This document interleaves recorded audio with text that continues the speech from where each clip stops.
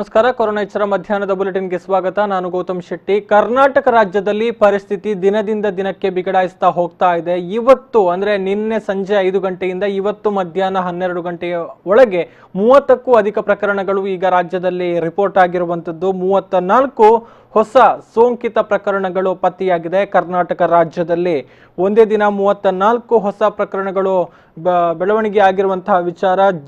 ರಾಜ್ಯ ಕೂಡ ಇತರ ರಾಜ್ಯಗಳಿಗೆ ಪೈಪೋಟಿ ಕೊಡ್ತಾ ಇದೆಯಾ ಈ ಒಂದು ಕೋವಿಡ್-19 ಸೋಂಕಿನ ವಿಚಾರದಲ್ಲಿ ಅನ್ನುವಂತಹ ಅನುಮಾನವನ್ನ ಈಗ ಹುಟ್ಟು ಹಾಕ್ತಾ ಇದೆ. ಈಗಾಗಲೇ 300ರ ಗಡಿಯನ್ನು ಕೂಡ ದಾಟಿ ಬಿಟ್ಟಿದೆ. ಕರ್ನಾಟಕ ರಾಜ್ಯದಲ್ಲಿ ಸೋಂಕಿಗೆ ತುತ್ತಾಗಿರುವಂತಹವರ ಸಂಖ್ಯೆ 313 ಪ್ರೆಸೆಂಟ್. ಅಂದ್ರೆ ಈ ಕ್ಷಣಕ್ಕೆ ರಾಜ್ಯದಲ್ಲಿ ಇರುವಂತಹ ಸೋಂಕಿತರು. ಪಕ್ಕದ ರಾಜ್ಯಗಳು ಅಂದ್ರೆ ಮಹಾರಾಷ್ಟ್ರ ಇರ್ಬೋದು, ಕಡೆ ದೆಹಲಿ ಇರ್ಬೋದು, ನೋಡಬಹುದು ಅಲ್ಲಿ ಕೂಡ ದಿನದಿಂದ ದಿನಕ್ಕೆ ಏರಿಕೆ ಆಗ್ತಾ ಇದೆ. ಇದೀಗ ಕರ್ನಾಟಕ ಕೂಡ ಇತರ ರಾಜ್ಯಗಳಿಗೆ ಪೈಪೋಟಿ ಕೊಡುವಂತಹ ನಿಟ್ಟಿನಲ್ಲಿ ಕಾಣ್ತಾ ಇದೆ. ಅದೇ ರೀತಿ ಸೋಂಕಿತರ ಸಂಖ್ಯೆ ಕೂಡ ವ್ಯಾಪಕವಾಗಿ ದಿನದಿಂದ ದಿನಕ್ಕೆ ಏರಿಕೆ ಆಗ್ತಾ ಇದೆ. ಈಗಾಗಲೇ 313 ತಲುಪಿಬಿಟ್ಟಿದೆ ಸೋಂಕಿತರ ಸಂಖ್ಯೆ. ಬೆಳಗಾವಿಯಲ್ಲಿ 17, ವಿಜಯಪುರದಲ್ಲಿ 7, ಗದಗದಲ್ಲಿ 1 ಪ್ರಕರಣ ಪತ್ತೆಯಾಗಿರುವಂಥದ್ದು. ಬೆಳಗಾವಿ ಜಿಲ್ಲೆ ಒಂದರಲ್ಲೇ 17 ಪ್ರಕರಣಗಳು ಪತ್ತೆಯಾಗಿರುವಂಥದ್ದು ಈಗ ಬೆಳಗಾವಿ ಜಿಲ್ಲೆಯನ್ನ ಕೂಡ ಆತಂಕಕ್ಕೆ ತಳ್ಳಿದೆ. ಅಲ್ಲಿನ ಮುನ್ನೆಚ್ಚರಿಕಾ ಕ್ರಮಗಳನ್ನ ಈಗ ಮತ್ತಷ್ಟು ಬಿಗಿಗೊಳಿಸಲಾಗಿದೆ. ಮೈಸೂರಿನಲ್ಲಿ 3, ಬೆಂಗಳೂರಿನಲ್ಲಿ 5, ಕಲಬುರಗಿ ಹಾಗೂ ಗದಗದಲ್ಲಿ ತಲಾ 1 ಪ್ರಕರಣ ಪತ್ತೆಯಾಗಿದೆ. ಅದೇ ರೀತಿ ಹಿರೇಬಾಗೇವಾಡಿಯ 8 ಮಂದಿಯಲ್ಲಿ ಸೋಂಕು ಕಾಣಿಸಿಕೊಂಡಿದೆ. ಒಂದೇ ಕುಟುಂಬದ 8 ಮಂದಿಯಲ್ಲಿ ಕಾಣಿಸಿಕೊಂಡಿರುವಂತಹ ಸೋಂಕು ಇದು. ಈ ಪೈಕಿ 34 ಹೊಸ ಪ್ರಕರಣಗಳು ಏನು ಪತ್ತೆಯಾಗಿದೆ. ಇದರಲ್ಲಿ 15 ಪ್ರಕರಣಗಳಲ್ಲಿ ಮಹಿಳೆಯರೇ ಸೋಂಕಿತರು ಅನ್ನುವಂತಹ ವಿಚಾರಗಳು ಕೂಡ ಇರುವಂತದ್ದು. 1.5 ವರ್ಷದ ಮಗು ಸೇರಿದಂತೆ 4 ಮಕ್ಕಳನ್ನ ಒಳಗೊಂಡಂತೆ ಮತ್ತೆ 34 ಮಂದಿಯಲ್ಲಿ ಕೋವಿಡ್-19 ಪತ್ತೆಯಾಗಿದೆ ಎನ್ನುವಂತಹ ಮಾಹಿತಿಯನ್ನ ಈಗ ಹೆಲ್ತ್ ಬುಲೆಟಿನ್ ಮೂಲಕ ರಾಜ್ಯದ ಆರೋಗ್ಯ ಮತ್ತು ಕುಟುಂಬ ಕಲ್ಯಾಣ ಇಲಾಖೆ ಬಹಿರಂಗಪಡಿಸಿರುವಂತದ್ದು. ಇವತ್ತು ಮಧ್ಯಾಹ್ನ 12 ಗಂಟೆ ವೇಳೆಗೆ ರಿಲೀಸ್ ಆಗಿರುವಂತಹ ಹೆಲ್ತ್ ಬುಲೆಟಿನ್ ನಲ್ಲಿ ನಿನ್ನೆ ಸಂಜೆ 5 ಗಂಟೆಯಿಂದ ಇವತ್ತು ಮಧ್ಯಾಹ್ನ 12 ಗಂಟೆಯವರೆಗೆ 34 ಹೊಸ ಪ್ರಕರಣಗಳು ಐಡೆಂಟಿಫೈ ಆಗಿದೆ ಅನ್ನುವಂತಹ ಮಾಹಿತಿಯನ್ನ ಕೊಟ್ಟಿದೆ. ಈ ಪೈಕಿ ವಿಜಯಪುರದಲ್ಲಿ 1.5 ವರ್ಷದ ಮಗುವಿನಲ್ಲಿ ಸೋಂಕು ಪತ್ತೆಯಾಗಿದೆ. ವಿಜಯಪುರದ ನಿಗದಿತ ಆಸ್ಪತ್ರೆಗೆ ದಾಖಲು ಮಾಡಲಾಗಿದೆ. ಅಲ್ಲದೆ ಬೆಂಗಳೂರು ನಗರದಲ್ಲಿ 13 ವರ್ಷದ ಓರ್ವ ಬಾಲಕ, ಬೆಳಗಾವಿ ಹಿರೇಬಾಗವಾಡಿಯಲ್ಲಿ 16 ವರ್ಷದ ಬಾಲಕಿ, ವಿಜಯಪುರದಲ್ಲಿ 12 ವರ್ಷದ ಬಾಲಕ, ಹೀಗೆ 4-5 ಮಕ್ಕಳಲ್ಲಿ ಕೂಡ ಈ ಒಂದು ಸೋಂಕು ಕಾಣಿಸಿಕೊಂಡಿರುವಂಥದ್ದು.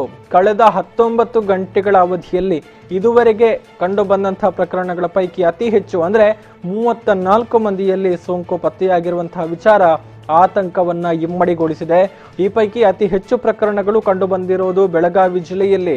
ಹೊಸದಾಗಿ 17 ಮಂದಿಯಲ್ಲಿ ಕೋವಿಡ್-19 ದೃಢಪಟ್ಟಿರುವಂಥದ್ದು. ಉಳಿದಂತೆ ವಿಜಯಪುರ, ಬೆಂಗಳೂರು ನಗರ, ಮೈಸೂರು, ಕಲಬುರಗಿ ಮತ್ತು ಗದಗದಲ್ಲಿ ಕೂಡ ತಲಾ 1 ಹಾಗೆ ಪ್ರಕರಣಗಳು ಬೆಳಕಿಗೆ ಬಂದಿದೆ. ಈ ನಡುವೆ ರಾಜ್ಯದಲ್ಲಿ ಕೊರೋನಾ ಸೋಂಕಿಗೆ ಒಳಗಾದಂತಹ 313 ಮಂದಿ ಪ್ರೆಸೆಂಟ್ ಆಕ್ಟಿವ್ ಕೇಸಸ್ಗಳು. ಆ ಪೈಕಿ 82 ಮಂದಿ ಗುಣಮುಖರಾಗಿ ಆಸ್ಪತ್ರೆಯಿಂದ ಡಿಸ್ಚಾರ್ಜ್ ಆಗಿದ್ದಾರೆ ಅನ್ನುವಂಥದ್ದು. 13 ಮಂದಿ ಈಗಾಗಲೇ ರಾಜ್ಯದಲ್ಲಿ ಈ ಒಂದು ಮಾರಕ ಸೋಂಕಿಗೆ ಬಲಿಯಾಗಿದ್ದಾರೆ. ಸೋಂಕಿತರ ಪ್ರಕರಣಗಳು ಹೆಚ್ಚಾಗ್ತಾ ಇರುವಂಥದ್ದು ಭಯವನ್ನ ಇನ್ನಷ್ಟು ಹೆಚ್ಚಳ ಮಾಡಿದೆ. ಲಾಕ್ಡೌನ್ನ ನಿಯಮಗಳು ಮತ್ತಷ್ಟು ಕಠಿಣ ಆಗಬೇಕು ಅನ್ನುವಂತಹ ಒಂದು ಅಭಿಪ್ರಾಯ ತಜ್ಞರಿಂದ ಈಗ ಮತ್ತೊಮ್ಮೆ ಕೇಳಿ ಬರ್ತಾ ಇದೆ.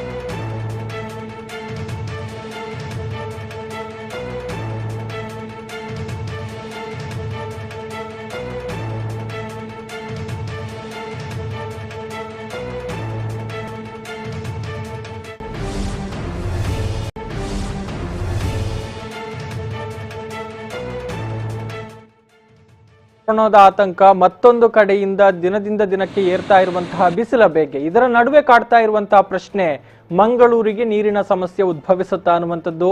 ಆ ಒಂದು ಪ್ರಶ್ನೆಗೆ ಕೂಡ ಈಗ ಉತ್ತರ ಲಭಿಸಿದೆ. ಇವತ್ತು ತುಂಬೆ ಅಣೆಕಟ್ಟಿಗೆ ಮಂಗಳೂರು ಮಹಾನಗರ ಪಾಲಿಕೆಯ ಮೇಯರ್ ಇರ್ಬೋದು, ಆಯುಕ್ತರಿರ್ಬೋದು ಸಹಿತ ಅಧಿಕಾರಿಗಳು ಭೇಟಿಯನ್ನ ಕೊಟ್ಟಿದ್ದಾರೆ.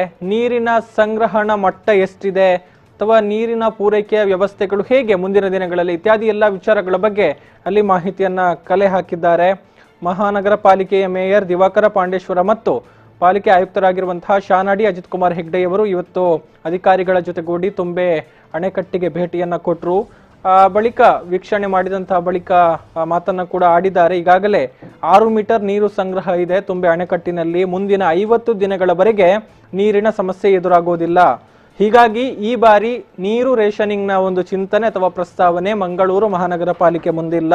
ಅಂತಹ ಒಂದು ವ್ಯವಸ್ಥೆಯನ್ನ ನಾವು ಮಾಡೋದಿಲ್ಲ ಅನ್ನುವಂತಹ ಒಂದು ಸ್ಪಷ್ಟವಾದ ಮಾತುಗಳನ್ನ ಮೇಯರ್ ಅವರು ಈಗಾಗಲೇ ಹೇಳಿದ್ದಾರೆ. ಅಂದ್ರೆ ಬಹುಶಃ ನಾವು ಕಳೆದ ವರ್ಷವನ್ನ ಗಮನಿಸಿದ್ರೆ ಕಳೆದ ವರ್ಷ ಈ ಅವಧಿಯಲ್ಲಿ ಈಗಾಗಲೇ ನೀರು ರೇಷನಿಂಗ್ನ ವ್ಯವಸ್ಥೆ ಆರಂಭಗೊಂಡಿತ್ತು. ಆದರೆ ಈ ಬಾರಿ ಕೋವಿಡ್-19 ಸರಿಸುಮಾರು 25 ದಿನಗಳವರೆಗೆ ಯಾವುದೇ ರೀತಿಯ ಚಟುವಟಿಕೆಗಳು ನಡೀತಾ ಇಲ್ಲ. ಅಂದ್ರೆ ಬಹುತೇಕ ಕೈಗಾರಿಕೆಗಳು, ಫ್ಯಾಕ್ಟರಿಗಳು ಎಲ್ಲವೂ ಕೂಡ ಸ್ಥಗಿತಗೊಂಡಿದೆ. ಹೀಗಾಗಿ ನೀರಿನ ಅವಶ್ಯಕತೆ ಅಷ್ಟಾಗಿ ಕಂಡು ಬಂದಿಲ್ಲ. ಅದರ ಜೊತೆಗೆ ಅಲ್ಲಿ ನೀರಿನ ಸಂಗ್ರಹ ಕೂಡ ಕಡಿಮೆಯಾಗಿಲ್ಲ ಅನ್ನುವಂಥದ್ದನ್ನು ನಾವು ನೋಡಬಹುದು. ಹೀಗಾಗಿ ಈ ಬಾರಿ ನೀರು ರೇಷನಿಂಗ್ನ ಅವಶ್ಯಕತೆ ಇಲ್ಲ. ಈಗಾಗಲೇ 6 ಮೀಟರ್ ನೀರು ಸಂಗ್ರಹ ಇದೆ. ನೀರು ರೇಷನಿಂಗ್ ಮಾಡುವಂತಹ ಪ್ರಸ್ತಾವನೆ ಮಹಾನಗರ ಪಾಲಿಕೆಯ ಮುಂದೆ ಇಲ್ಲ ಎನ್ನುವಂತಹ ಒಂದು ಮಾತುಗಳನ್ನ ಇಲ್ಲಿ ಪಾಲಿಕೆಯ ಮೇಯರ್ ಅವರು ಹೇಳಿದ್ದಾರೆ. ಈ ಸಲ ನಮ್ಮ ಮಂಗಳೂರಿನ ಜನತೆಗೆ ನೀರಿನ ಅಭಾವ ಬರಲಿಕ್ಕಿಲ್ಲ. ಕಳೆದ ಬಾರಿ ನಾವು ಇದೇ ಹೊತ್ತಿಗೆ 2 ದಿವಸಕ್ಕೊಮ್ಮೆ ನೀರು ಕೊಡ್ತಾ ಇದ್ದೆವು. ಈಗಾಗಲೇ ನಾವು ಮೊದಲೇ ಹೇಳಿದ್ದೇವೆ ಈ ಸಲ ನೀರಿನ ಕೊರತೆ ಬರಲಿಕ್ಕಿಲ್ಲ ಅಂತ. ಈಗ ಇಂಡಸ್ಟ್ರಿಯಲ್ ಎಲ್ಲ ಬಂದುಂಟು. ಆದರೆ ಈಗ ಕೊರೋನಾದ ಇದರಲ್ಲಿ ಎಲ್ಲರೂ ಮನೆಯಲ್ಲಿದ್ದಾರೆ. ಆದರೆ ನೀರಿನ ಉಪಯೋಗ ಜಾಸ್ತಿ ಆಗ್ತಾ ಉಂಟು. ಈಗ ಜೂನ್ ಹೊತ್ತಿಗೆ ಯಾವಾಗ ಒಂದು ಮಳೆ ಬಂದರೆ ಈ ಸಲ ಯಾವುದೇ ತೊಂದರೆ ಬರಲಿಕ್ಕಿಲ್ಲ. ಈಗಾಗಲೇ ಕಮಿಷನರ್ ಹೇಳಿದಂತೆ ಒಂದು 50 ದಿವಸಕ್ಕೆ ಆಗುವಷ್ಟು ನೀರು ನಮ್ಮಲ್ಲಿ ಇದೆ. ಆದ್ದರಿಂದ ಮಂಗಳೂರಿನ ಜನತೆ ಈ ಬಗ್ಗೆ ಏನು ಗಾಬರಿಗೊಳ್ಳುವುದು ಬೇಡ. ಈ ಸಲ ನೀರಿನ ಕೊರತೆ ಬರಲಿಕ್ಕಿಲ್ಲ ಅಂತ ನಮ್ಮ ಒಂದು ತುಂಬೆ ಡ್ಯಾಮನ್ನು ವೀಕ್ಷಿಸಲಿಕ್ಕೆ ಪೂಜ್ಯ ಮಹಾಪೌರರು ಮತ್ತು ನಮ್ಮ ಜಾಯಿಂಟ್ ಕಮಿಷನರು, ನಮ್ಮ ಇಂಜಿನಿಯರ್ಸ್ ಎಲ್ಲ ಬಂದಿದ್ದೇವೆ. ಅತ್ಯಂತ ಸಂತೋಷದ ವಿಚಾರ ಅಂತಂದರೆ ಕಳೆದ ವರ್ಷಕ್ಕೆ ಹೋಲಿಕೆ ಮಾಡಿದಾಗ ಕಳೆದ ವರ್ಷ ನಾವು ಮಾರ್ಚ್ 13ನೇ ತಾರೀಕಿಗೆ ಸೆಕೆಂಡ್ ಫಿಲ್ಲಿಂಗ್ ಮಾಡಿದ್ದೇವೆ AMR ಡ್ಯಾಮಿಂದ ನೀರು ಬಿಡಿಸಿಕೊಂಡು. ಈ ಸಲ ಫಸ್ಟ್ ಫಿಲ್ಲಿಂಗನ್ನು ನಾವು ಮಾರ್ಚ್ 16ಕ್ಕೆ ಮಾಡ್ತಾಯಿದ್ದೇವೆ. ಅದರ ಅರ್ಥ ಇನ್ನೊಂದು 50 ದಿವಸಕ್ಕೆ ಆಗುವಷ್ಟು ಸ್ಟಾಕ್ ನೀರು ಇವತ್ತು ನಮ್ಮ ತುಂಬೆ ಡ್ಯಾಮ್ನಲ್ಲಿ ಆಗಿದೆ. ಮಂಗಳೂರಿಗೆ ಕಳೆದ ವರ್ಷ ಮತ್ತೆ ನಾವು ರೇಷನಿಂಗ್ ಕೂಡ ಸ್ಟಾರ್ಟ್ ಮಾಡಿದ್ದೇವೆ ಈ ಸಮಯದಲ್ಲಿ. ಈ ವರ್ಷ ಯಾವುದೇ ರೇಷನಿಂಗ್ ಮಾಡುವ ಅಗತ್ಯ ಇಲ್ಲ ಅಂತ ನಾವು ಪ್ರಾರಂಭದಿಂದ ಹೇಳ್ತಾ ಬಂದಿದ್ದೇವೆ. ರೇಷನಿಂಗ್ ಮಾಡುವ ಅಗತ್ಯ ಕಂಡು ಬರ್ತಾ ಇಲ್ಲ. ಮತ್ತು ಅಷ್ಟರೊಳಗೆ ಒಂದು ಮಳೆ ಬಂದರೆ ಯಥೇಚ್ಛವಾಗಿ ನೀರು ಸಿಗ್ತದೆ. ಅದರಿಂದ ನೀರಿನ ಕ್ವಾಂಟಿಟಿಯ ಬಗ್ಗೆ ಯಾವುದೇ ಭಯಪಡುವ ಅಗತ್ಯ ಇಲ್ಲ. ಮತ್ತು ರೇಷನಿಂಗ್ ಕೂಡ ನಾವು ಈ ವರ್ಷ ಮಾಡ್ತಾಯಿದ್ದೀವಿ.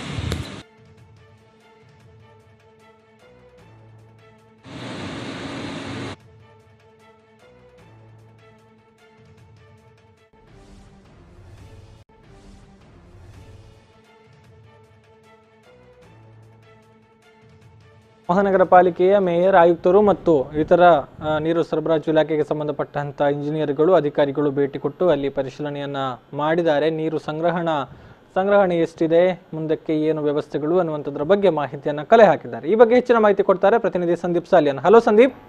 ನಮಸ್ತೆ ಗೌತಮ್. ಎಸ್, ಅಂದ್ರೆ ಈಗಾಗಲೇ ಮೇಯರ್ ಅವರು ಕೊಟ್ಟಿರುವಂತ ಮಾಹಿತಿ ಪ್ರಕಾರ ಮಂಗಳೂರಿಗೆ ಈ ಬಾರಿ ರೇಷನಿಂಗ್ ನ ಅವಶ್ಯಕತೆ ಬರೋದಿಲ್ಲ ಅನ್ನುವಂಥದ್ದು. ಆಕ್ಚುಲ್ ಆಗಿ ಪರಿಸ್ಥಿತಿ ಹೇಗಿದೆ ಅನ್ನುವಂಥದ್ದು ಅಲ್ಲಿ ತುಂಬೆ ಅಣೆಕಟ್ಟಿಗೆ ಸಂಬಂಧಪಟ್ಟ ಹಾಗೆ?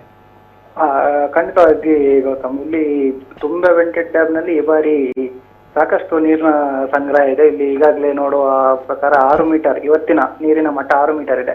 ಇದೇ ಕಳೆದ ವರ್ಷಕ್ಕೆ ಹೋಲಿಸಿದ್ರೆ ತುಂಬಾ 5.5 ಮೀಟರ್ಗಿಂತಲೂ ತುಂಬಾ ಇಳಿಕೆ ಆಗಿತ್ತು. ಈ ಕಾರಣಕ್ಕಾಗಿ ಸ್ವಲ್ಪ ಮಂಗಳೂರಿಗೆ ರೇಷನಿಂಗ್ ಮಾಡುವ ಅವಶ್ಯಕತೆ ಇತ್ತು. ಮತ್ತು ಈ ಸಂದರ್ಭದಲ್ಲಿ ಸಾಧಾರಣ ಏಪ್ರಿಲ್ ತಿಂಗಳಲ್ಲಿ ರೇಷನಿಂಗ್ ಆರಂಭ ಆಗಿದೆ. ಆದ್ರೆ ಈ ಬಾರಿ ಈಗ ಇವತ್ತೇನು ಮೇಯರ್ ಅವರು ವಿಸಿಟ್ ಕೊಟ್ಟಿದ್ದಾರೆ. ಈ ಸಂದರ್ಭದಲ್ಲಿ ಮೇಯರ್ ಇವತ್ತು ವಿಸಿಟ್ ಕೊಟ್ಟ ಸಂದರ್ಭದಲ್ಲಿ ಕೂಡ ಇಲ್ಲಿ 6 ಮೀಟರ್ ನೀರು ಸಂಗ್ರಹ ಇದೆ. ಮಾತ್ರ ಅಲ್ಲ, ಇಲ್ಲಿ ಇದಕ್ಕಿಂತ ಮೇಲ್ಭಾಗದಲ್ಲಿರುವಂತ ಶಂಭೂರು ಎಎಂಆರ್ ಡ್ಯಾಮ್ ಇದೆ, ವಿದ್ಯುತ್ ಉತ್ಪಾದನಾ ಕೇಂದ್ರದ ಡ್ಯಾಮ್ ಇದೆ. ಎಸ್ ಎಸ್ ಇಲ್ಲಿ ಕೂಡ ಇವತ್ತು 16.6 ಮೀಟರ್ ನೀರಿನ ಸಂಗ್ರಹ ಇದೆ. ಅಂದ್ರೆ ಇದು ಸಾಕಷ್ಟು ದಾಸ್ತಾನು ಇರುವಂತದ್ದು. ಎಸ್ ಮುಂದಿನ 50 ದಿನಗಳಿಗೆ ಬೇಕಾಗುವಂತಹ ನೀರಿನ ಸಂಗ್ರಹ ಇದಾಗಿದೆ. ಅಂದ್ರೆ ಇನ್ನು ಒಂದು 50 ದಿನ ಅಂತ ಹೇಳಿದ್ರೆ ಸಾಧಾರಣ ಒಂದು ಮಳೆಗಾಲಕ್ಕೆ ಹತ್ತಿರ ಆಗ್ತದೆ. ಆ ಕಾರಣಕ್ಕಾಗಿ ಮಂಗಳೂರಿಗೆ ಯಾವುದೇ ರೀತಿ ನೀರಿನ ಅಭಾವ ಆಗುದಿಲ್ಲ. ಕಳೆದ ವರ್ಷ ಇದೇ ಸಂದರ್ಭದಲ್ಲಿ 2 ದಿನಕ್ಕೊಮ್ಮೆ ನೀರನ್ನು ವಿತರಣೆ ಮಾಡುವಂತ ಪಡಿತರ ವ್ಯವಸ್ಥೆಯನ್ನು, ರೇಷನಿಂಗ್ ವ್ಯವಸ್ಥೆಯನ್ನು ಮಾಡಲಾಗಿದೆ. ಆದ್ರೆ ಈ ವರ್ಷ ಈಗಾಗಲೇ ಸಾಕಷ್ಟು ನೀರು ಇವರಿಗೆ ಯಾವುದೇ ರೀತಿಯ ರೇಷನಿಂಗ್ ವ್ಯವಸ್ಥೆ ಕೂಡ ಬಂದಿದೆ. ಇನ್ನು ಮುಂದಿನ 50 ದಿನಗಳಿಗೆ ಬೇಕಾಗುವಂತ ನೀರಿನ ಲಭ್ಯತೆ ಈಗಿನಿಂದಲೇ ಇರುವುದರಿಂದ ಯಾವುದೇ ಕಾರಣಕ್ಕೂ ರೇಷನಿಂಗ್ ಮಾಡೋ ಅವಶ್ಯಕತೆ ಇಲ್ಲ ಅನ್ನುವಂತ ಮಾತುಗಳನ್ನು ಕೂಡ ಇವತ್ತು ಮೇಯರ್ ಹೇಳಿದ್ದಾರೆ. ಮಾತ್ರ ಇಲ್ಲಿ ಒಂದು ಸ್ಥಿತಿ ಕೂಡ ಕಂಡು ಬರ್ತದೆ. ಮುಖ್ಯವಾಗಿ ಇವತ್ತು ಹೇಳಬೇಕು ಅಂತಿದೆ, ಕರೋನಾದಿಂದಾಗಿ ಜನರು ಮನೆಯಲ್ಲಿ ಇದ್ದಾರೆ, ಆದ್ರೆ ಮನೆಯಲ್ಲಿ ನೀರಿನ ಬಳಕೆ ಜಾಸ್ತಿ ಇರ್ಬೋದು. ಆದ್ರೆ ಇಲ್ಲಿ ಗಮನಿಸಬೇಕಾದ ಅಂಶ ಅಂದ್ರೆ ಸಾಕಷ್ಟು ಮಂಗಳೂರಿಗೆ ನೀರು ಸರಬರಾಜು ಆಗುವಂತಹ ಕೈಗಾರಿಕೆಗಳೀಗ ಬಂದಿರುವುದರಿಂದ ಇಲ್ಲಿಗೆ ನೀರು ಸಪ್ಲೈ ಆಗುವುದು ನಿಂತು ಹೋಗಿದೆ. ಈ ಕಾರಣಕ್ಕಾಗಿ ನದಿಯಲ್ಲಿ ಬೇಕಾದಷ್ಟು ನೀರು ಇರುವುದರಿಂದ ಮುಂದಿನ ದಿನಗಳಲ್ಲಿ ಮಂಗಳೂರು ಮಹಾನಗರ ಪಾಲಿಕೆಗೆ ಯಾವುದೇ ರೀತಿಯ ನೀರಿನ ಅಭಾವ ಆಗ್ಲಿಕ್ಕಿಲ್ಲ ಅನ್ನುವಂತ ಮಾತುಗಳನ್ನು ಹೇಳಿದ್ದಾರೆ. ಮತ್ತೆ ಅದು ಇಲ್ಲಿ ಕಂಡು ಬರುತ್ತಾ ಒಂದು ವಾಸ್ತವ ಸ್ಥಿತಿಯಾಗಿದೆ ಗೌತಮ್. ಎಸ್, ಅಂದ್ರೆ ಈಗ ಸದ್ಯಕ್ಕೆ ಈ ಒಂದು ನೀರಿನ ಸಂಗ್ರಹ ಇಷ್ಟಿರೋದಕ್ಕೆ ಕಾರಣ ಅದು ಲಾಕ್ಡೌನ್ ಅನ್ನುವಂಥದ್ದು, ಕೈಗಾರಿಕೆಗಳೆಲ್ಲವೂ ಕೂಡ ಸ್ಥಗಿತಗೊಂಡಿದೆ. ಇನ್ ಕೇಸ್ ಈಗ ಮೇ 3ರಂದು ಏನೋ ಈಗ 2ನೇ ಹಂತದ ಲಾಕ್ಡೌನ್ ಜಾರಿಯಲ್ಲಿದೆ, ಅದು ಮೇ 3ಕ್ಕೆ ಕೊನೆಯಾಗಿ ಕೆಲವೊಂದು ಕೈಗಾರಿಕೆಗಳಿಗೆ ಒಂದು ಭಾಗಶಃ ಅನುಮತಿ ಸಿಕ್ಕಿದ್ರೆ ಆ ಸಂದರ್ಭದಲ್ಲಿ ನೀರಿನ ಒಂದು ಮಟ್ಟ ಹೇಗಿರಬಹುದು, ಅದು ಮತ್ತೆ ಕಡಿಮೆಯಾಗುವಂತಹ ಸಾಧ್ಯತೆಗಳೇನಾದ್ರೂ ಇದೆಯಾ ಅನ್ನುವಂಥದ್ದು ಈಗ ಅಲ್ಲಿ? ಈ ಹಿಂದೆ ಈ ಕಳೆದ ವರ್ಷಕ್ಕೆ ನಾವು ನೋಡುದಾದ್ರೆ, ಕಳೆದ ವರ್ಷ ಇಲ್ಲಿ ಶಂಭೂರಿ ಎಎಂಆರ್ ಡ್ಯಾಮ್ ಅಲ್ಲಿ ಏನಿದೆ, ಇಲ್ಲಿ ಒಂದು ನೆಲದ ಮಟ್ಟಕ್ಕೆ ಅಂದ್ರೆ ಝೀರೋ ಒಂದು ಮಟ್ಟದಲ್ಲಿ ನೀರಿತ್ತು. ಅಂದ್ರೆ 0 ಮಟ್ಟದಲ್ಲಿ ನೀರು ಇರುವಂತ ಒಂದು ಸಂಗ್ರಹ ನೀರೇ ಇರ್ಲಿಲ್ಲ ತುಂಬೆ ಡ್ಯಾಮ್ ಅಲ್ಲಿ. ಆದ್ರೆ ಈ ಬಾರಿ ತುಂಬೆ ಡ್ಯಾಮ್ ನಲ್ಲಿ 16 ಮೀಟರ್ ವರೆಗೆ ನೀರು ಇರುವುದರಿಂದ ಕೈಗಾರಿಕೆಗಳು ಈಗ ಸಣ್ಣ ಪ್ರಮಾಣದಲ್ಲಿ ಆರಂಭ ಮಾಡಿದ್ರು ಕೂಡ ಮುಂದಿನ ಅಂತ ಸಮಸ್ಯೆ ಬರುವುದಿಲ್ಲ. ಯಾಕಂತ ಹೇಳಿದ್ರೆ ಈಗ ಇದು ಶಂಭೂರು ಡ್ಯಾಮ್ ಅನ್ನು ಹೊರತುಪಡಿಸಿದ್ರೆ ತುಂಬೆ ಡ್ಯಾಮ್ ನಲ್ಲಿ ಸಂಗ್ರಹ ಇರುವಂತ ನೀರೇ ಮುಂದಿನ 50 ದಿನಗಳಿಗೆ ಬರ್ಲಿಕ್ಕಿದೆ. ಆ ಕಾರಣಕ್ಕಾಗಿ ಇನ್ನು ಶಂಭೂರು ಡ್ಯಾಮ್ ಅಲ್ಲಿ ಹೆಚ್ಚುವರಿಯಾದಂತಹ ಸಂಗ್ರಹ 16 ಮೀಟರ್ ವರೆಗೆ ನೀರು ಸಂಗ್ರಹ ಅಲ್ಲೂ ಕೂಡ ಇದೆ. ಆ ಕಾರಣಕ್ಕಾಗಿ ಸಣ್ಣ ಕೈಗಾರಿಕೆಗಳು ಆರಂಭವಾದ್ರೂ ಕೂಡ ನೀರಿನ ಬಳಕೆ ಸಾಧ್ಯವಾದಷ್ಟು ನೀರನ್ನು ಬಳಸಿದ್ರು ಕೂಡ ಮುಂದಿನ ದಿನಗಳಲ್ಲಿ ಎಂತ ದೊಡ್ಡ ಸಮಸ್ಯೆ ಬರ್ಲಿಕ್ಕಿಲ್ಲ. ಅದಕ್ಕಿಂತಲೂ ವಿಶೇಷ ಗಮನಿಸಬೇಕಂತದೆ, ಈಗಾಗಲೇ ನಮ್ಮ ದಕ್ಷಿಣ ಕನ್ನಡ ಜಿಲ್ಲೆ ಒಳನಾಡುಗಳಲ್ಲಿ ಸಾಕಷ್ಟು ಕೆಲವು ಕಡೆಗಳಲ್ಲಿ ಈಗಾಗಲೇ ಮಳೆ ಆಗಿದೆ. ಸುಬ್ರಹ್ಮಣ್ಯ ಭಾಗದಲ್ಲಿ ಮತ್ತೆ ಕಡಬ ಭಾಗದಲ್ಲಿ ಈಗಾಗಲೇ ಸಾಕಷ್ಟು ಮಳೆ ಬಂದಿದೆ. ಮತ್ತೆ ಇನ್ನು ಬೆಳ್ತಂಗಡಿ ಭಾಗದಲ್ಲಿ ಕೂಡ ಮಳೆ ಆಗಿದೆ. ಇದೇ ರೀತಿ ಇನ್ನು ಮುಂದಿನ ಒಂದು ಮೇ ಅಥವಾ ಜೂನ್ ನ ಮುಂಭಾಗದಲ್ಲಿ ಒಂದು ಮುಂಗಾರು ಎಲ್ಲಿಯಾದ್ರೂ ಆರಂಭ ಆದ್ರೆ ಸಾಕಷ್ಟು ನೀರಿನ ಲಭ್ಯತೆ ಕೂಡ ಬರ್ತದೆ.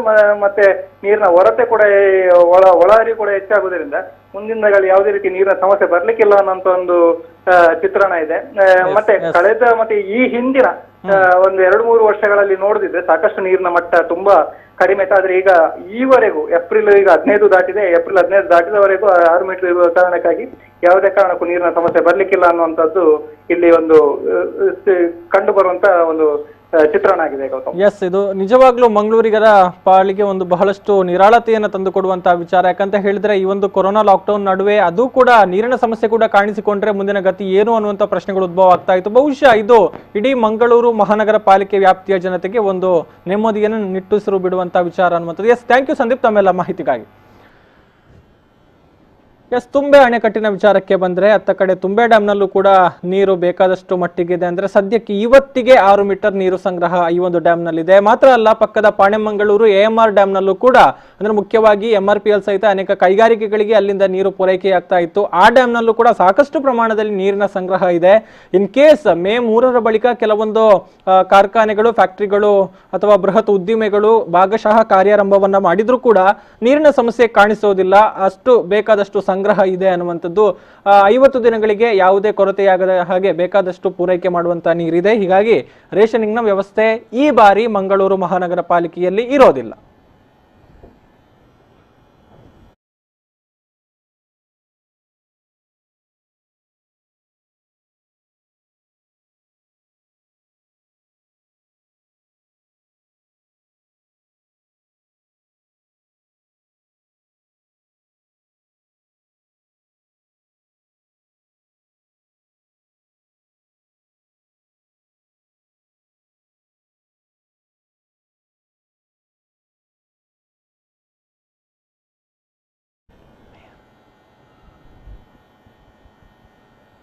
ಎಸ್, ಈಗ ನಮ್ಮ ಜೊತೆಗೆ ಮಾತನಾಡೋದಕ್ಕೆ ಮಂಗಳೂರು ಮಹಾನಗರ ಪಾಲಿಕೆಯ ಮಹಾಪೌರರಾಗಿರುವಂತಹ ದಿವಾಕರ ಪಾಂಡೇಶ್ವರ್ ಅವರು ನೇರ ಸಂಪರ್ಕದಲ್ಲಿದ್ದಾರೆ. ಸರ್ ನಮಸ್ತೆ.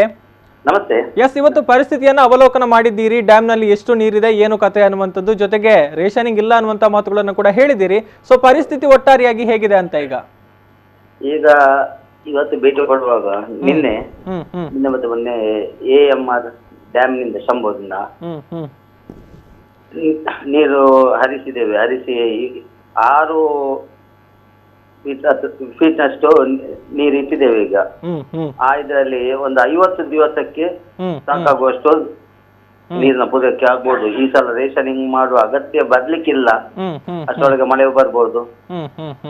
ಹಾಗಾಗಿ ಓಕೆ, ಅಂದ್ರೆ ಈ ಒಂದು ನಿರ್ಧಾರ ಮತ್ತೆ ಒಂದು ಪುನರ್ ಪರಿಶೀಲನೆಗೆ ಒಳಗಾಗುತ್ತಾ, ಅಥವಾ ಮುಂದಿನ ದಿನಗಳಲ್ಲಿ ನೋಡಿಕೊಂಡು ಮತ್ತೆ ಏನಾದ್ರೂ ನಿರ್ಧಾರವನ್ನು ತೆಗೆದುಕೊಳ್ಳುವಂತಹ ಸಾಧ್ಯತೆಗಳಿದೆಯಾ ಅಂತ ರೇಷನಿಂಗ್ ನ ಬಗ್ಗೆ? ಇಲ್ಲ, ಈಗ ಒಂದು ಹೇಗಾದ್ರೂ 1 ತಿಂಗಳ ಒಳಗೆ ಮಳೆ ಬರ್ಬೋದು.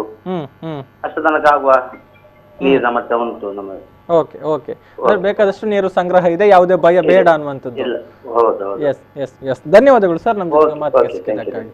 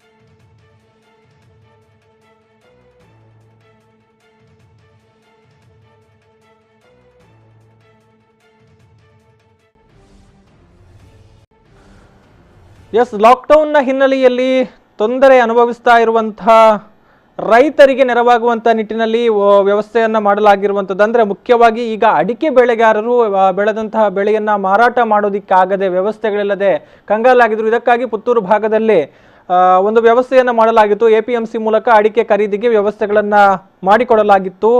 ಆ ಬಗ್ಗೆ ಪುತ್ತೂರು ಶಾಸಕ ಸಂಜೀವ ಮಠಂದೂರು ಅವರು ಮಾತನಾಡಿದ್ದಾರೆ. ಪುತ್ತೂರಿನ ವರ್ತಕರು ಈಗ ಅಡಿಕೆ ಖರೀದಿಗೆ ಆಸಕ್ತಿಯಲ್ಲಿದ್ದಾರೆ. ಹೀಗಾಗಿ ಯಾರು ಕೃಷಿಕರು ಅಥವಾ ಅಡಿಕೆ ಬೆಳೆಗಾರರು ಈ ಒಂದು ಬೆಳೆಯನ್ನ ಮಾರಾಟ ಮಾಡ್ತಾರೆ, ಅವರಿಗೆ APMC ಇಂದಲೇ ಒಂದು ವಾಹನದ ವ್ಯವಸ್ಥೆಯನ್ನ ಮಾಡಿಕೊಡಲಾಗುತ್ತೆ ಅನ್ನುವಂಥದ್ದು.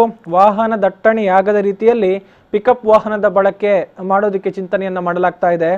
ಅಂದ್ರೆ ಅಡಿಕೆ ಮಾರಾಟ ಇದ್ರೆ ಬಹುಶಃ ನಮ್ಮ ಜೊತೆ ನೇರ ಪ್ರಸಾರದಲ್ಲಿ ಪಾಲ್ಗೊಂಡಂತ ಸಂದರ್ಭದಲ್ಲಿ ಕೂಡ ಈ ಒಂದು ವಿಚಾರವನ್ನ ಅತ್ಯಂತ ಸ್ಪಷ್ಟವಾಗಿ ಹೇಳಿದ್ರು ಶಾಸಕರು. ಅಂದ್ರೆ ದಿನವೊಂದಕ್ಕೆ ಇಂತಿಷ್ಟು ಅಂತ ನಿಗದಿಪಡಿಸಲಾಗಿದೆ. ಈ ಒಂದು ಖರೀದಿ ಮಾಡುವಂತ ಪ್ರಕ್ರಿಯೆಯನ್ನ ಇಂತಿಷ್ಟು ಬೆಳೆಗಾರರಿಂದ ಮಾತ್ರ ಖರೀದಿ ಮಾಡುವಂತಹ ಅವಕಾಶಗಳನ್ನು ಕೊಡಲಾಗಿದೆ. ಯಾಕಂತ ಹೇಳಿದ್ರೆ ಸಾಮಾಜಿಕ ಅಂತರವನ್ನ ಕಾಪಾಡಿಕೊಳ್ಳುವುದು ಜೊತೆಗೆ ಜನರ ದಟ್ಟಣೆಯನ್ನ ನಿಯಂತ್ರಣ ಮಾಡುವಂತ ನಿಟ್ಟಿನಲ್ಲಿ. ಸೊ ಯಾರಾದ್ರೂ ಮಾರಾಟ ಮಾಡುವಂತವರಿದ್ರೆ ತಾವು APMCಗೆ ಕರೆಯನ್ನ ಮಾಡಿ ಈ ಬಗ್ಗೆ ಮುಂಚಿತವಾಗಿ ತಿಳಿಸಬೇಕಾಗುತ್ತೆ. ಅಲ್ಲಿ ರೈತರು ಯಾವಾಗ ತಮ್ಮ ಬೆಳೆಯನ್ನ ತೆಗೆದುಕೊಂಡು ಬರಬೇಕು ಅನ್ನುವಂತಹ ಒಂದು ಮಾಹಿತಿಯನ್ನ ಕೊಡ್ತಾರೆ. ಆ ದಿನ ಮಾತ್ರ ಅವರು ತಂದು ಮಾರಾಟ ಮಾಡಬೇಕು ಅನ್ನುವಂಥ ಮಾತುಗಳನ್ನ ಹೇಳಿದ್ರು.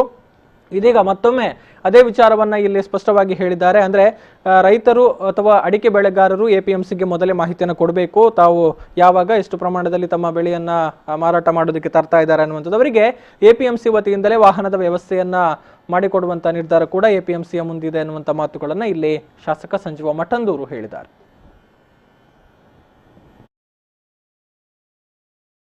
ಈಗ ಅವರ ವಿಲ್ಲಿಂಗ್ನೆಸ್ ಇರಬೇಕು. ನನ್ನಲ್ಲಿ ಅಡಿಕೆ ಇದ್ದರೆ ನನಗೆ ಅಡಿಕೆ ಮಾರಾಟ ಮಾಡಬೇಕು. ನಮ್ಮ ಪುತ್ತೂರಿನ ವಾಣಿಜ್ಯ ಬೆಳೆ ಅಡಿಕೆ ಬಗ್ಗೆ ಈಗಾಗಲೇ ನಿನ್ನೆ ನಮ್ಮ ವರ್ತಕರ ಜೊತೆ ಒಂದು ಸುತ್ತಿನ ಮಾತುಕತೆಯನ್ನು ಮಾಡಿದ್ದೇವೆ. ವರ್ತಕರು ಇವತ್ತು ಆಸಕ್ತಿಯಲ್ಲಿದ್ದಾರೆ ಅಡಿಕೆ ತೆಗೆಲಿಕ್ಕೆ. ಇವತ್ತು APMC ಯಾರ್ಡಲ್ಲಿ ಆರಂಭದಲ್ಲಿ ಅಡಿಕೆ ಖರೀದಿ ಮಾಡಲಿಕ್ಕೆ ಈಗ ಅವಕಾಶವನ್ನು ನಮ್ಮ ತಾಲೂಕು ಆಡಳಿತ ಮತ್ತು ಜಿಲ್ಲಾಡಳಿತದ ಅನುಮತಿಯೊಂದಿಗೆ ತೆರೆಯುವಂತೆ ನಾವು ತೀರ್ಮಾನ ಮಾಡಿದ್ದೇವೆ. ಯಾರ್ಯಾರು ನಿರಂತರವಾಗಿ ಇನ್ನು ಮುಂದೆ ಲಾಕ್ಡೌನ್ ಇರೋ ತನಕ ಅಡಿಕೆ ಖರೀದಿ ಮಾಡ್ತಾರೋ ಅಂಥವ್ರಿಗೆ ಮಾತ್ರ ಅವಕಾಶ ಮಾಡಿಕೊಡೋದು. ನಿರಂತರವಾಗಿ ಒಂದು ದಿವಸ ಅಡಿಕೆ ತೆಗೆದು ಮತ್ತೆ ಮರುದಿವಸ ಇಲ್ಲ ನನ್ನಿಂದ ಆಗುವುದಿಲ್ಲ ಅಂತೇಳಿ ಅಂತಾರೆ, ಅಂಥವ್ರಿಗೆ ಅವಕಾಶ ಇಲ್ಲ. ನಿರಂತರವಾಗಿ ರೈತರ ಅಡಿಕೆ ಮತ್ತು ಇನ್ನಿತರ ಯಾವುದಾದ್ರೂ ಕೃಷಿ ಉತ್ಪನ್ನ ಇದ್ದರೆ ಒಟ್ಟು ಖರೀದಿ ಮಾಡಲಿಕ್ಕೆ ಅವಕಾಶ ಉಂಟು. ರೈತರು ಹೇಗೆ ಕೃಷಿ ಉತ್ಪನ್ನವನ್ನು ನಮ್ಮ ಕೃಷಿ ಉತ್ಪನ್ನ ಮಾರುಕಟ್ಟೆಗೆ ತರಬೇಕು, APMCಗೆ ತರಬೇಕು, ವಾಹನ ದಟ್ಟಣೆ ಆಗಬಾರದು, ಅದೇ ರೀತಿಯಲ್ಲಿ ಜನ ಸೇರಬಾರದು, ಸಾಮಾಜಿಕ ಅಂತರವನ್ನು ಕಾಯ್ದಿಟ್ಟುಕೊಳ್ಳುವ ದೃಷ್ಟಿಯಿಂದ ಇವತ್ತು APMC ವತಿಯಿಂದಲೇ ವಾಹನ ಸಾಗಾಟ, ಎಲ್ಲೆಲ್ಲಿ ರೈತರು ನಾವು ಅಡಿಕೆ ಮಾರಾಟ ಮಾಡ್ತೇವೆ ಅಂತೇಳಿ ತಮ್ಮ ಬೇಡಿಕೆಯನ್ನು APMCಗೆ ದೂರವಾಣಿ ಮುಖಾಂತರ ಸಲ್ಲಿಸ್ತಾರೆ. ಅಂಥ ಊರುಗಳಿಗೆ ಪುತ್ತೂರು ಕೃಷಿ ಉತ್ಪನ್ನ ಮಾರುಕಟ್ಟೆ ಸಮಿತಿಯಿಂದಲೇ ಪಿಕಪ್ನ ವಾಹನವನ್ನು ವ್ಯವಸ್ಥೆ ಮಾಡ್ತಾರೆ. ಉಚಿತ ಅಲ್ಲ, ನಾಮಿನಲ್ ದರ ಫಿಕ್ಸ್ ಮಾಡ್ತಾರೆ. ಆ ಪಿಕಪ್ ಅಲ್ಲಿ ಈಗಿನ ದರದಲ್ಲಿ ಸುಮಾರು 2 ಟನ್ ಒಂದು ಅಡಿಕೆ ಹಾಕಲಿಕ್ಕೆ ಆಗ್ತದೆ ಅಂತ ಒಂದು ಮಾಹಿತಿ ಇದೆ. 2 ಟನ್ ಅಂದರೆ 20 ಕ್ವಿಂಟಾಲ್. ಸಾಧಾರಣ 1 ಗ್ರಾಮ 2 ಗ್ರಾಮದಿಂದ ಒಂದು ಪಿಕಪ್ ಅನ್ನು ಆಯೋಜನೆ ಮಾಡಿ ಅದನ್ನು ಕಳಿಸುವಂತ ಸಂಗತಿಯನ್ನು ಮಾಡ್ತಾರೆ. ರೈತರು ಯಾವುದೇ 4 ಚಕ್ರದ ವಾಹನದಲ್ಲಿ ಬರಬಾರದು, ಬೈಕಲ್ಲೇ ಬರಬೇಕಿರೋ ದೃಷ್ಟಿಯಿಂದ ಅವರು ನೇರವಾಗಿ APMCಗೆ ಬಂದರೆ ಇಲ್ಲಿ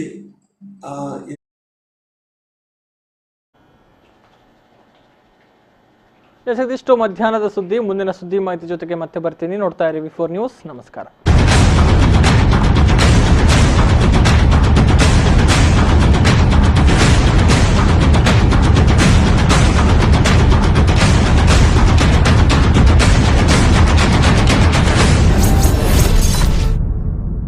Cooking at home today.